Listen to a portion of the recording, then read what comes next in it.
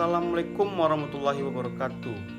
Kenalkan, nama saya Hasbi Asyidiki, mahasiswa Fakultas Hukum Universitas Jambi, dengan nomor induk mahasiswa B1001851. Di sini saya akan menjelaskan tentang eksistensi alternatif penyelesaian sengketa di Indonesia sebagai tugas akhir dari mata kuliah alternatif penyelesaian sengketa kelas C.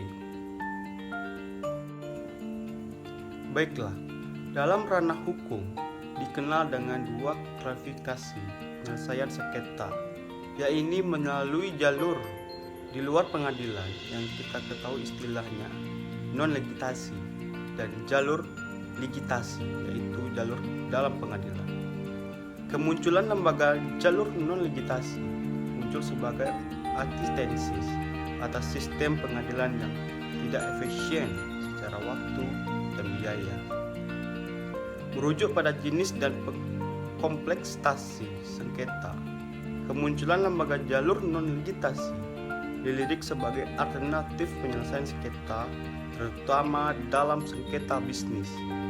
Penyelesaian sengketa dengan jalur ligitasi ini selanjutnya disebutkan sebagai alternatif dispute resolution, yaitu ADR, atau alternatif penyelesaian sengketa APS dalam Undang-Undang Nomor 30 tahun 1999. Arbitrase diletakkan di luar lingkup ADR.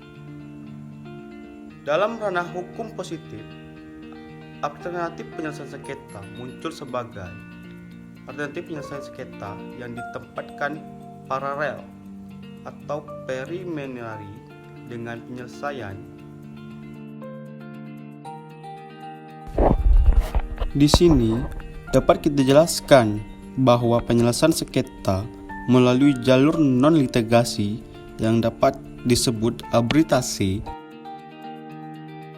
Arbitrase merupakan cara penyelesaian suatu sengketa perdata di luar peradilan umum yang didasarkan pada perjanjian arbitrase yang dibuat secara tertulis oleh para pihak yang bersengketa. Sebelum berlakunya Undang-Undang Nomor 30 tahun 1999, ketentuan-ketentuan tentang arbitrase tercantum pada pasal 615 sampai 651. Arbitrase yang kita ketahui dapat dibagi beberapa. A. Lebih cepat karena putusan bersifat final dan mengikat sehingga menghemat waktu, biaya, dan tenaga. B. Dilakukan oleh ahli di bidangnya karena arbitrase menyediakan para pakar dalam bidang tertentu yang menguasai persoalan yang disengketakan sehingga hasilnya dapat lebih dipertanggungjawabkan.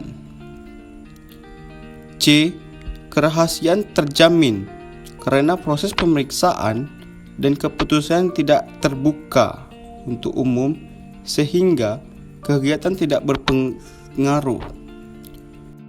Namun demikian, arbitrase juga memiliki beberapa kelemahan, yaitu sebagai berikut. A. Hanya cocok untuk para pihak. Artinya, arbitrase tidak bermanfaat bagi orang-orang yang tidak memiliki kredibilitas dan integritas. B.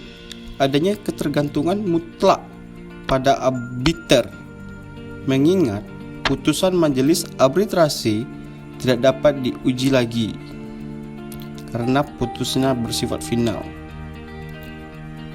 C.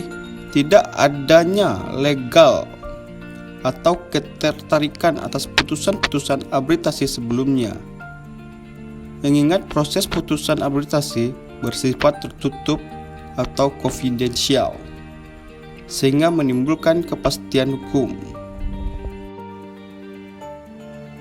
Pengaturan mengenai alternatif penyelesaian sengketa dalam perundang-undangan Indonesia dapat dibedakan atas pengaturan yang bersifat umum dan pengaturan yang bersifat khusus. Pengaturan yang bersifat umum ditandai dengan perumusan mengenai bentuk-bentuk perenata alternatif penyelesaian sengketa, di mana penyelesaian sengketa dapat dilakukan oleh para pihak yang bersengketa dengan atau tanpa melibatkan pihak ketiga. Adapun pengaturan yang bersifat khusus ditandai adanya suatu mekanisme tertentu, yaitu penyelesaian sengketa melalui suatu badan atau lembaga tertentu yang ditetapkan undang-undang, maka mengenai sengketa dalam. Dengan merujuk pada pengaturan yang bersifat umum dan khusus, maka model alternatif penyelesaian sengketa dalam perundang-undangan Indonesia dapat dibedakan menjadi dua, yaitu penyelesaian sengketa yang oleh para pihak yang bersengketa dengan atau tanpa melibatkan pihak ketiga, dan penyelesaian sengketa melalui suatu badan atau lembaga tertentu yang telah disebutkan dan ditetapkan dalam undang-undang. Selanjutnya, dasaran hukum alternatif penyelesaian sengketa di Indonesia adalah Undang-Undang Nomor 30 Tahun 1999 tentang arbitrasi dan alternatif penyelesaian sengketa, yang pernah kita ketahui adalah istilah UU arbitrasi. Baiklah, mungkin hanya itu yang dapat saya sampaikan. Lebih kurangnya saya mohon maaf. Semoga dapat bermanfaat bagi kita semua. Saya akhiri dengan wassalamualaikum warahmatullahi wabarakatuh.